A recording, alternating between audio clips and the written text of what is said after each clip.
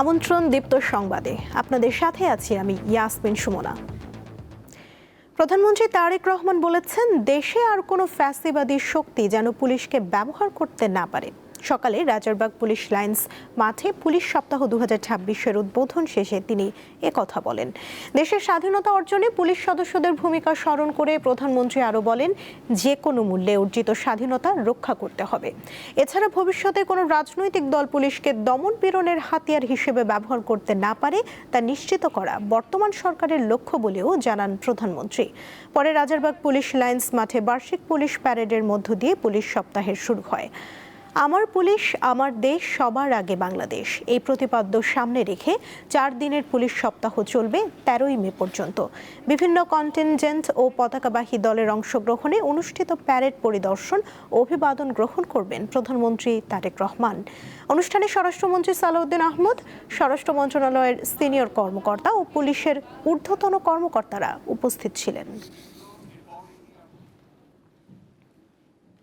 1.5 দশকেরও বেশি সময় ধরে ফ্যাসিবাদ বিরোধী আন্দোলনের সংগ্রামের ধারাবাহিকতায় 2024 সালে ছাত্র জনতার এক রক্তক্ষয়ী গণ অভ্যুত্থানের পরে দেশের স্বাধীনতা প্রিয় গণতান্ত্রিকামী মানুষের আকাঙ্ক্ষার প্রতিফলন হচ্ছে জনগণের রায় গঠিত বর্তমান সরকার। বছরের পর বছর ধরে অসংখ্য হামলা মামলা শিকার, নিপীড়িত নির্যাতিত অধিকারহারা মানুষ বর্তমান গণতান্ত্রিক সরকারের সময় শান্তি এবং নিরাপত্তা চায় জনগণ। দেশের জনগণের শান্তি এবং নিরাপত্তা নিশ্চিত করা আপনাদের কার্যক্রম, অর্থাৎ পুলিশের ভূমিকার উপরেই সবচেয়ে বেশি নির্ভরশীল। সবুজ আর কালোর প্রথাগত ছক ভেঙে এবার নতুন রং আর নতুন রূপে পালিত হচ্ছে পুলিশ সপ্তাহ 2026। আমার পুলিশ আমার দেশ সবার আগে বাংলাদেশ এমন স্লোগানে এগিয়ে যেতে চায় পুলিশ। পরিবর্তন কেবল পোশাকে নয়, জুলাই গণ অভ্যুত্থান পরবর্তী এক পরিবর্তিত বাংলাদেশে জন আকাঙ্ক্ষা আর আস্থার সমীকরণ মেলাতে ব্যস্ত এই বাহিনী।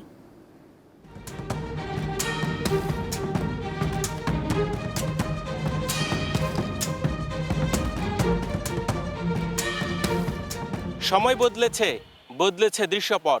জুলাইয়ের সেই উত্তাল দিনগুলোর পর এক নতুন ভোরের সাক্ষী বাংলাদেশ পুলিশ। শুধু পোশাকের রং নয়, সংস্কারের দাবি আর জনবান্ধব হওয়ার অঙ্গীকার নিয়ে ঘুরে দাঁড়ানোর চেষ্টা করছে রাষ্ট্রের এই গুরুত্বপূর্ণ বাহিনীটি।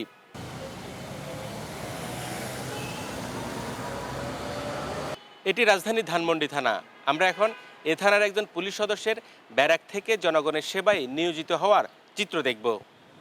সাব ইন্সপেক্টর তানভীরের দিন শুরু হয় ভোরের আলো ফোটার আগেই। দীর্ঘ 1 দশকেরও বেশি সময় যে পোশাকটি তার পরিচয় ছিল, আজ সেটি ভিন্ন।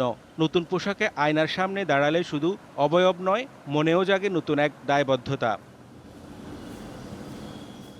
প্রতিদিনের মতো প্রস্তুতি শেষে রাস্তায় দাঁড়িয়ে কাক ডাকা ভোর কিংবা তপ্ত রোদে ডিউটি করাটা পুরনো অভ্যাস, কিন্তু মানুষের দৃষ্টিভঙ্গি এখন অনেকটা নিবিড় পর্যবেক্ষকের মতো। সাধারণ মানুষও এখন পুলিশের কাছে আগের চেয়ে বেশি অধিকার নিয়ে কথা বলছে। তানভীরের মতো হাজারো পুলিশ সদস্যের দৈনন্দিন রুটিন একই রকম। এলাকার আইন শৃঙ্খলা পরিস্থিতি নিয়ন্ত্রণে রাখার লক্ষ্যে, জনগণের সেবা প্রদানের লক্ষ্যে আমরা প্রতিনিয়ত কাজ করে যাচ্ছি। আমাদের প্রতি জনগণের যে প্রত্যাশা, আমরা সেই প্রত্যাশা পূরণের লক্ষ্যে নিরলসভাবে পরিশ্রম করে যাচ্ছি। পুলিশ সপ্তাহ এবার ভিন্ন এক আবহে। বাহিনীর সংস্কার প্রক্রিয়ায় গুরুত্ব পাচ্ছে মানবাধিকার ও পেশাদারিত্ব। তবে লোকবল সংকট আর লজিস্টিক সীমাবদ্ধতা এখনও কাটিয়ে ওঠার লড়াই চলছে। ট্র্যাডিশনাল পুলিশিং থেকে বের হয়ে আমরা টেকনোলজি বেসড পুলিশিং ডিএমপির ক্ষেত্রে অ্যাপ্লাই করতেছি। বিভিন্নভাবে আমরা জনগণের কাছাকাছি যাওয়ার চেষ্টা করছি।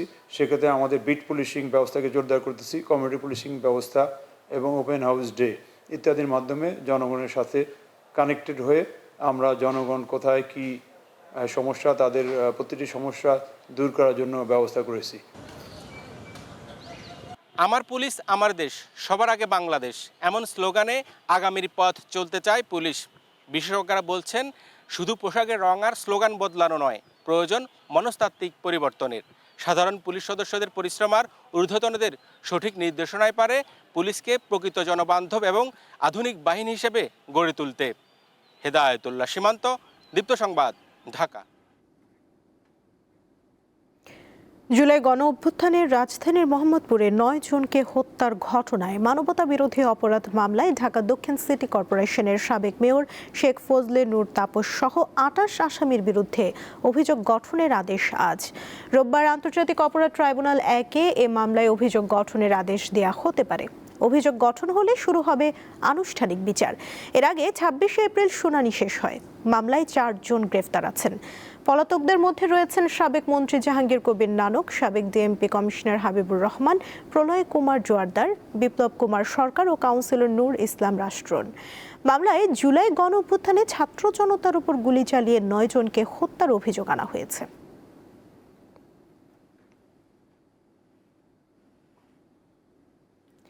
মা মানে ভালোবাসা, নিরাপত্তা আর নিঃস্বার্থ যত্ন। জন্মের পর নিজের মাকে জড়িয়ে ধরে মা ডাক শেখে সবাই। এর ব্যতিক্রমও রয়েছে কিছু মানুষের জীবনে। নিজের মা নয়, অপরিচিত মানুষের মায়া আর যত্নে গড়া জাতির জীবন। পৃথিবীতে এমন কিছু মানুষ আছেন যারা জন্ম না দিয়েও হয়ে ওঠেন মা। নিজের সন্তান নয়, তারপরও ছোট ছোট এসব মুখের হাসি, কান্না, অভিমান আর স্বপ্নকে বুকে আগলে রাখেন তারা। এমন স্নেহ, ভালোবাসা আর যত্নে বেড়ে উঠছে রাজধানীর তেজগাঁওয়ের সরকারি শিশু পরিবারের ছোট্ট মনিরা, যারা খুঁজে পেয়েছে মায়ের মমতায় ভরা এক নতুন আশ্রয়। দিলীপ গভর্নমেন্ট হাই স্কুল, আমি ওয়ানে পড়ি। পড়াশোনার যে স্কুলে সাইড কেনার এরকম যদি বলে তাহলে আম্মুর কাছে যে বলি, পরে আম্মু কিনে দেয়। এখানে খুব ভালো লাগে, কিছুদিন হয়েছে এখানে এসেছি। আম্মা ওনাদের সবাইকে খুব ভালো লাগে। ছোটোবেলায় যখন আসছিলাম তখন এই কষ্টটা ফিল হয়েছে, এখন মানে এই জায়গায় থাকতে থাকতে এখানে ভালোবাসা পেয়ে পেয়ে এখন ভুলে গেছে। খাওয়ানো, ঘুম পাড়ানো কিংবা অসুস্থ হলে পাশে থাকা, সবকিছুতেই তারা সত্যিকারের মায়ের ভূমিকা পালন করেন। কেউ স্কুলে যাচ্ছে, কেউ ছবি আঁকছে। ভালোবাসায় বদলে যাচ্ছে এসব শিশুর জীবন। আমি আস্তে আস্তে এখানে বড় হয়েছি, ওনাদের কাছে থেকেছি, ওনারাও আমাদের মায়ের ঘাটতি পূরণ করেছে। বিভিন্ন সময় বিভিন্ন অনুষ্ঠান করি, মা দিবস পালন করি, পয়লা বৈশাখ করি, ঈদ করি। এখন ঢাকা আর্ট কলেজ চারুকলা ইনস্টিটিউট, সেখানে ডিগ্রিতে আছে। বড় হয়ে আমার পেন্টিং নিয়ে মানে একটা বড় শখ যে বড় আর্টিস্ট হওয়া। শিশুদের মানসিক বিকাশে কাজ করছেন শিক্ষক ও পরিচর্যাকারীরা। তাদের যত্নে বদলে যাচ্ছে ছোট্ট মনিদের জীবন। আমার বাচ্চাটাকে আমি যেভাবে স্কুলে দিচ্ছি, ওরা ঠিক ওইভাবেই এখান থেকে তার মেধা অনুযায়ী সেই স্কুলেই পড়ছে এবং তারা নাচে, গানে সব কিছুতে আমরা সব রকম ট্রেনিং দিয়ে থাকি। বর্তমানে যে নতুন কুড়ি আবার শুরু হয়েছে, ওখানে আমাদের 4 থেকে 5টা বাচ্চা নতুন কুড়িতে পার্টিসিপেট করতেছে। ওরা ন্যাশনাল ফুটবল টিমে খেলছে, ওরা আমাদের একটা বাচ্চা আছে প্রিমিয়ার ক্রিকেট লিগে খেলে জাতীয়ভাবে, এবং সব ন্যাশনাল প্রোগ্রামেই ওরা অংশগ্রহণ করে। 136 শিশুর সবাইকে নিজের সন্তানের মতোই দেখেন বলে জানান এই কর্মকর্তা। শিশুর শৈশবের সারল্যকে রক্ষা করার জন্য প্রত্যেকটা মানুষের শৈশবটা যে সুন্দর, শৈশবটাকে শৈশবের মতো রাখার চেষ্টাটাই মূলত আমরা করে থাকি, এবং এর মধ্যে আসলে সব কিছুই চলে আসে। তার শিক্ষা, স্বাস্থ্য, পুষ্টি, নিরাপত্তা। আমাদের এই প্রতিষ্ঠানগুলোর নাম হচ্ছে শিশু পরিবার, যাতে তারা অনুভব করে যে তারা একটা পরিবারে আছে।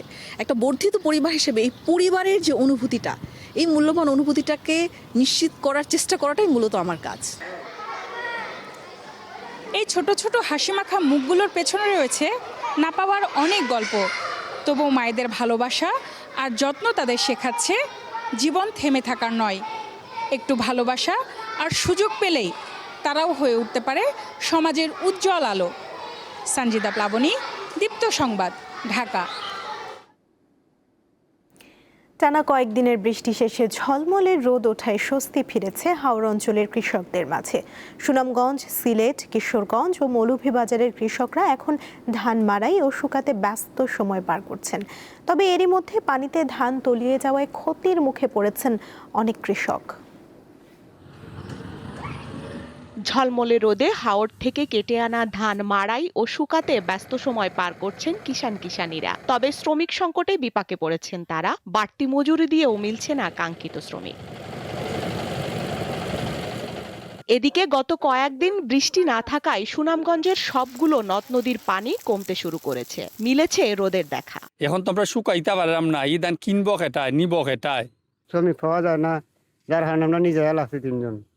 আর টাকা 1200 টাকা রোজে হামলা পাওয়া যায় না। ধান বা খের বাইরে যে ধান শুকাইতেছি, আর এখানে ওই আমার জমি লইছে, কাটতে পারি না মানুষের কারণে।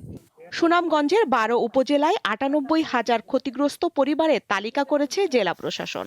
সংশ্লিষ্টরা জানিয়েছেন তালিকা আরও বাড়তে পারে। জেলায় চলতি মৌসুমে 2,23,511 হেক্টর জমিতে বোরো ধানের আবাদ হয়েছে। এর মধ্যে 1,76,820 হেক্টর জমি ধান কাটা সম্পন্ন হয়েছে।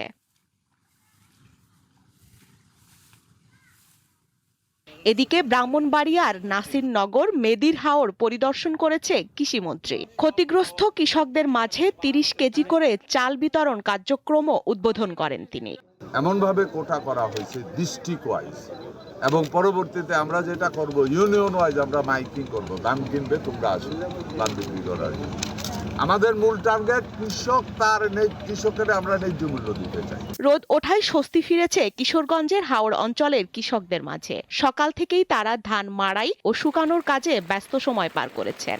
গেরমা ধান 2 দিন ধরে রোদ্র শুকাইতাছি, বাহিরা পরে বলা যাব, কিন্তু রোদ যদি এইভাবে উঠে তাহলে আমরা এই ধানগুলা শুকাইতে পারবো, নাহলে তো এই ধানগুলা দেখা গেছে অকৃত। কৃষি বিভাগ জানিয়েছে প্রায় 75% জমির ধান কাটা হয়েছে। পানিতে তলিয়ে গেছে প্রায় 13,000 হেক্টর জমির ধান। ক্ষতির মুখে পড়েছেন প্রায় 60,000 কৃষক। স্বস্তিকা সিংহ, দীপ্ত, বার্তাকক্ষ। গাজীপুরে গরু চোর সন্দেহে গণপিটুনিতে 3 জন নিহত হয়েছে। এ সময় বিক্ষুব্ধ জনতা একটি ট্রাকে আগুন ধরিয়ে দেয়।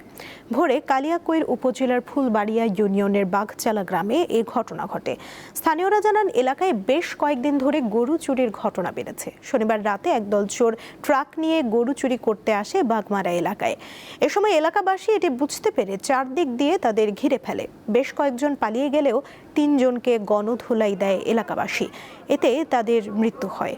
এরপর বিক্ষুব্ধ জনতা চোরদের আনা ট্রাকে আগুন ধরিয়ে দেয়।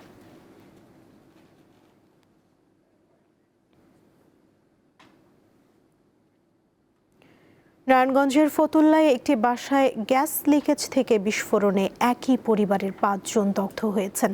তাদের মধ্যে স্বামী, স্ত্রী ও তাদের 3 শিশু সন্তান রয়েছে। সকাল 7টার দিকে ফতুল্লার গিরিধারা এলাকায় এই দুর্ঘটনা ঘটে। দগ্ধদের রাজধানীর জাতীয় বার্ন ও প্লাস্টিক সার্জারি ইনস্টিটিউটে ভর্তি করা হয়েছে। স্বজন ও প্রতিবেশীরা জানান বাড়ির নিচতলায় ভাড়া থাকেন কালাম ও সাইমা দম্পতি। রাতে রান্নাঘরের গ্যাস লাইন লিকেজ হয়ে ঘরে জমেছিল। সকালে চুলা জ্বালানোর সময় বিস্ফোরণ হয়। শব্দ শুনে আশপাশের লোকজন গিয়ে দেখেন ঘরের ভেতরে আগুন জ্বলছে এবং পরিবারের সদস্যরা দগ্ধ অবস্থায় আর্তনাদ করছেন। পরে তাদের উদ্ধার করে হাসপাতালে পাঠানো হয়। বার্ন ইনস্টিটিউটের চিকিৎসকরা জানিয়েছেন দগ্ধ 5 জনের শরীর 30 থেকে 95% পর্যন্ত পুড়ে গেছে।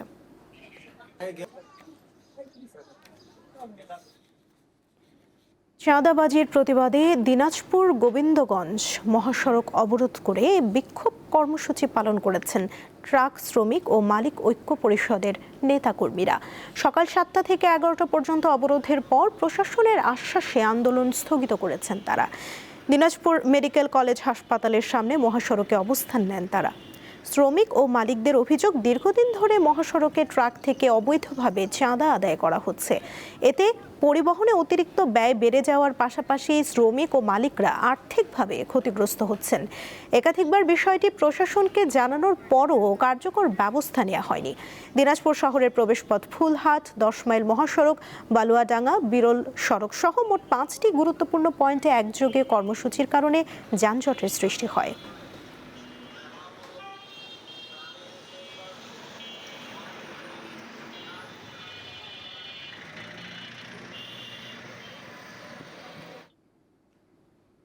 রোহিঙ্গা শরণার্থীদের বসতি স্থাপন, পর্যটন শিল্পের প্রসার এবং স্থানীয় জনসংখ্যা বৃদ্ধির ফলে আবাসন সংকট নিরসনে কক্সবাজারে পাহাড় কেটে তৈরি হচ্ছে অবৈধ স্থাপনা।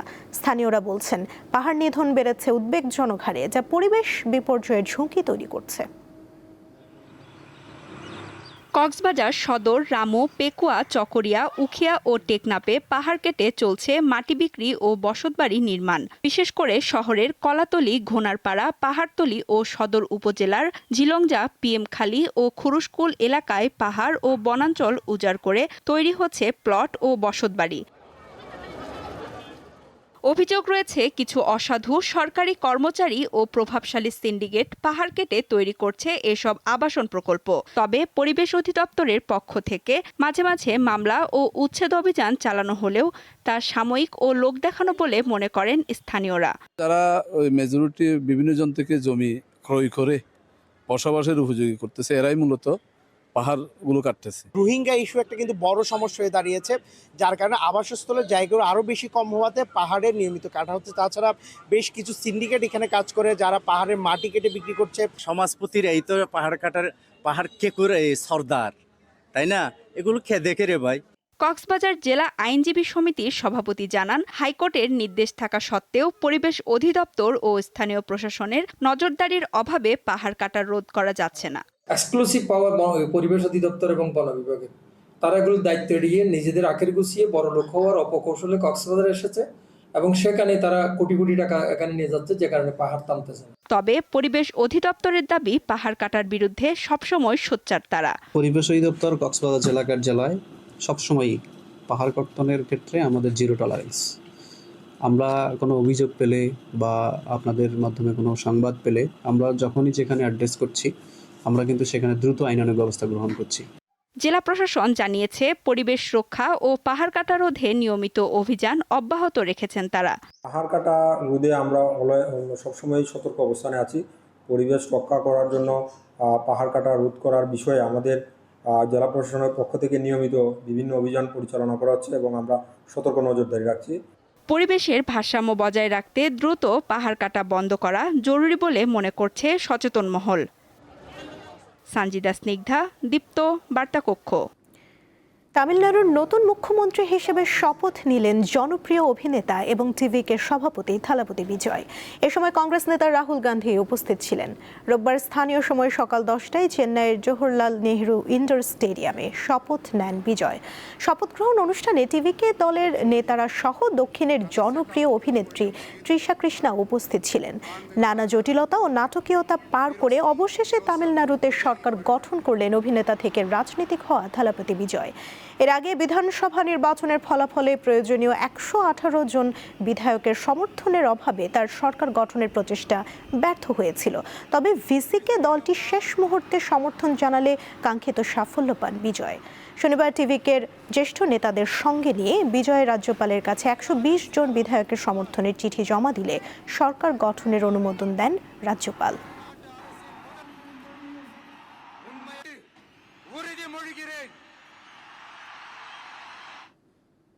যুদ্ধবিরতি সত্ত্বেও লেবাননে ভয়াবহ হামলা চালাচ্ছে ইসরায়েলি বাহিনী। দেশটির দক্ষিণাঞ্চলে ইসরায়েলি হামলায় 39 জন নিহত হয়েছেন, 3 শিশুসহ আহত হয়েছেন 13 জন। বিবিসি জানিয়েছে, স্থানীয় সময় শনিবার দক্ষিণাঞ্চলের বিভিন্ন স্থানে ব্যাপক হামলা চালায় ইসরায়েল। এছাড়া অঞ্চলটির 9টি গ্রাম থেকে বাসিন্দাদের জোরপূর্বক সরে যেতে সতর্কতা জারি করেছে আইডিএফ। হামলার কথা স্বীকার করে আইডিএফের দাবি, হিজবুল্লাহর বিরুদ্ধে হামলা চালিয়েছে তারা। জড়িত নন এমন বেসামরিক নাগরিকদের ক্ষয়ক্ষতির বিষয়েও তারা অবগত। লেবাননের স্বাস্থ্য মন্ত্রণালয় জানিয়েছে, গত সপ্তাহে দেশ জুড়ে ইসরায়েলের অব্যাহত হামলায় নারী, শিশুসহ 120 জনের বেশি মানুষ নিহত হয়েছেন। এদিকে হিজবুল্লাহ গতকাল ইসরায়েলের উত্তরাঞ্চলে একটি ড্রোন হামলা চালিয়েছে। এ হামলায় 3 জন ইসরায়েলি সেনা আহত হয়েছেন বলে জানিয়েছে আইডিএফ।